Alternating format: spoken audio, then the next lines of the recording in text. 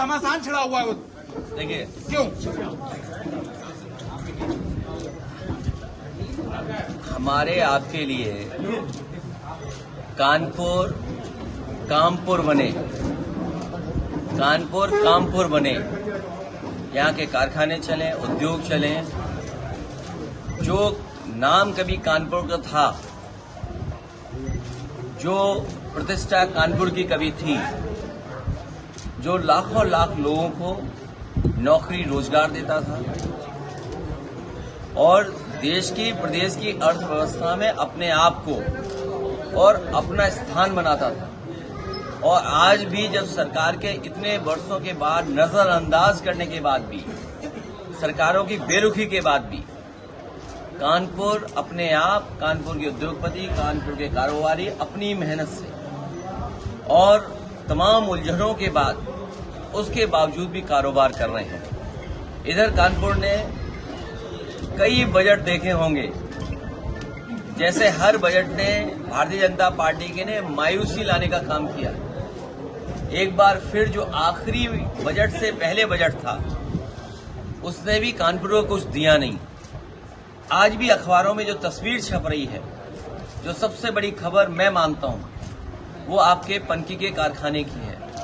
ये वही पनकी का कारखाना है जो समाजवादी पार्टी ने और मैंने खुद ने इसको आगे बढ़ाने का काम किया। उसका परिणाम ये हुआ कि आज कानपुर में जो पुराना पनकी का कारखाना था, उसको खत्म कर करके नया पनकी का कारखाना बन गया है। न केवल ये कानपुर को बिजली देगा, प्रदेश को बिजली देगा, और न केवल कानपुर की अर्थव्यवस्था बेहतर होगी, बल्कि इससे देश की भी अर्थव्यवस्था बेहतर होगी। कानपुर कामपुर बने, उस दिशा में हम लोग काम करना चाहते हैं। और मैं तो कहूंगा कानपुर वालों से, बीजेपी के आपने सब कुछ देख ली, सरकार भी देख ली, सांसद भी देख लिए, स्पीकर भी देख लिए और कई और पद भी देख लिया आपने। मिला क्या कानपुर को? गंगा वैसी की वैसी। अभी जब मैं कानपुर घुस रहा था तो मैं देख रहा था गंगा के किनारे जहां पानी खत्म हो गया है, वहां बच्चे क्रिकेट खेल रहे हैं मैदान में। तो सोचिए मई जून में क्या होगा गंगा का, मां गंगा का मई जून में क्या होगा। और आगरा में मुख्यमंत्री गए हुए हैं। जब गंगा सूखेगी कानपुर में, तो आगरा में यमुना सूख जाएगी। ये वो सरकार है जो किसी संस्था को मानती नहीं है।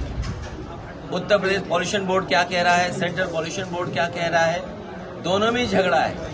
ये डबल इंजन नहीं, डबल ब्लेंडर की सरकार है। दोनों इंजन टकरा रहे हैं और डब्बों का हाल पता ही नहीं है, डब्बे क्या कर रहे हैं। और जो उर्दू की बात आपने की थी, जहां से शुरुआत हुई थी, मुख्यमंत्री जी क्या बोले, क्योंकि नेता सदन है, उनके बारे में सब जानते हैं, वो कुछ भी बोल सकते हैं। और अगर कभी देखना हो कि कुछ भी बोल सकते हैं, तो हमारे एएनआई के कोई मित्र होंगे, वो रिकॉर्डिंग जरा दोबारा देख लेना, तो आप जान जाओगे कि मुख्यमंत्री जी कुछ भी बोल सकते हैं। अगर मुख्यमंत्री जी सदन में ये बात बोलें और स्पीकर मुस्कुरा रहे हों, इससे बड़ा लोकतंत्री हत्या कुछ नहीं हो सकती है। स्पीकर की जिम्मेदारी बनती है कि अगर मुख्यमंत्री ने गलत कहा है तो मुख्यमंत्री को रोकें। और मुझे मेरे सदस्यों ने बताया कि केवल हमारे माननीय सदस्य पंकज पटेल, उसने कोई बात कह दी, उस पर पूरी बीजेपी ने माफी मंगवा ली। उर्दू को, और उर्दू को जिस तरीके से बोला जा रहा है, ये हमारी तहजीब की भाषा है। उर्दू यहीं पर जन्मी भाषा है। उर्दू हमें बहुत कुछ सिखाती है। इसमें टर्किश शब्द हैं, पर्शियन शब्द हैं, बाहर के लाए हुए शब्द हैं। भाषा वही अच्छी होती है जो स्वयं में और शब्दों को भी संभाले। जब बहते हैं शब्द, इधर से उधर आते हैं, तो भाषा और मजबूत होती है। और हमारे मुख्यमंत्री जी स्टेशन की हिंदी नहीं जानते होंगे, क्रिकेट की हिंदी नहीं जानते होंगे, क्लच की हिंदी नहीं जानते होंगे, स्टीयरिंग की हिंदी नहीं जानते होंगे, ब्रेक की हिंदी नहीं जानते होंगे। और एक चीज और होती है इंजन में, क्रैंक शाफ्ट, जो मोशन बदल देती है। जो मैकेनिक या मैकेनिक की गिरी जानता होगा, वो जानता होगा क्रैंक शाफ्ट। तो सोचिए अभी भी वैसा ही वैसा है सब कुछ, वो कुछ जानते ही नहीं है। इसलिए बहस मत छेड़िए इस बात। मुस्लिम वर्ग नाराज है इस बजट से। उसका कहना है कि छुट्टा जानवर और अल्पसंख्यक को बहुत ही नीचे रख दिया गया है। 400 करोड़ का बजट छुट्टा जानवर के लिए दिया गया और 365 करोड़ का बजट सिर्फ अल्पसंख्यक को दिया गया। तो अल्पसंख्यक को कहां देख रही है सरकार? एक बड़ा इल्जाम लगा हुआ है महाकुंभ में कि जहां भगदड़ मची वहां पे समाजवादी पार्टी के नारे, अखिलेश जी के नारे लग रहे थे। इस पर क्या कहना चाहेंगे? सबसे पहले आपको जेल भेज देना चाहिए। इसलिए कि आपने बताया नहीं सरकार को कौन है समाजवादी उसमें। एक मिनट, ये बीजेपी के लोगों ने जानबूझ करके उर्दू का सवाल उठाया और ये जानबूझ के हमारा पत्रकार साथी जो बोल रहा है नहीं, ये बीजेपी वाले जानबूझ के बोल रहे हैं क्योंकि फंस गए हैं महाकुंभ में, फंस गए हैं। ये महाकुंभ तो था हमारे लिए आस्था का है। बीजेपी ये नहीं कह सकती है कि बीजेपी का कार्यक्रम है, ये आम लोगों का कार्यक्रम है।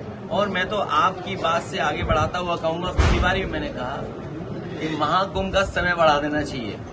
और कुछ लोग बता रहे हैं, कुछ लोग जो जानकार हैं, जो हमारे बहुत ही सम्मानित प्रतिष्ठित ब्राह्मण समाज से लोग, पंडित जी जो लोग आ रहे हैं, वो ये कह रहे हैं कि अभी मई तक शुभ है, मई तक स्नान आप कर सकते हैं।